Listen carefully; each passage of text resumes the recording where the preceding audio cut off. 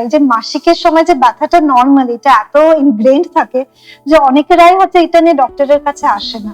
আর সেটাই এন্ডোমেট্রিওসিস যখন ডায়াগনোসিস হচ্ছে, যখন হয়তো বাচ্চা হচ্ছে না, তখন আমরা এন্ডোমেট্রিওসিস ডায়াগনোসিস করছি, কিন্তু ওর হয়তো 8-10 বছর ধরে এন্ডোমেট্রিওসিস আছে, তারপরে গিয়ে এন্ডোমেট্রিওসিস ডায়াগনোসিস হচ্ছে। পিরিয়ডসও অল্প একটু ব্যথা হয় বা একটু সামান্য ব্যথা হয়, কিন্তু যদি কেউ বলে যে খুব ব্যথা হচ্ছে, সেটাকে মনে হয় ইগনোর না করে ডাক্তার দেখানো উচিত। ব্যথার সাথে যদি মনে হয় কোনো মানে পেটের কমপ্লেইন্স হচ্ছে, হ্যাঁ একদম, পায়খানা যখন পিরিয়ড হচ্ছে তখন প্রচন্ড ব্যথা হচ্ছে, বেশ কেউ সহবাস করে তখন তার পেটের মধ্যে লাগছে, খেতে অসুবিধা হচ্ছে, এই সব যদি সিমটমস থাকে তাহলে কিন্তু এন্ডোমেট্রিয়াল সিভিয়ার হচ্ছে। এবং অনেক সময় দেখা যায় যে এন্ডোমেট্রিয়াল টিস্যু লাংসে থাকতে পারে, যখন পিরিয়ড হচ্ছে তখন রক্ত বেরোচ্ছে। তো যদি এরকম হয় তাহলে কিন্তু ইনভেস্টিগেশন তাড়াতাড়ি করা উচিত, এবং কম গ্রেডে থাকলে কিন্তু আমরা অপারেশন করে অনেকটা ভালো করে দিতে পারি দেন সিভিয়ার এন্ডোমেট্রিয়াসিস।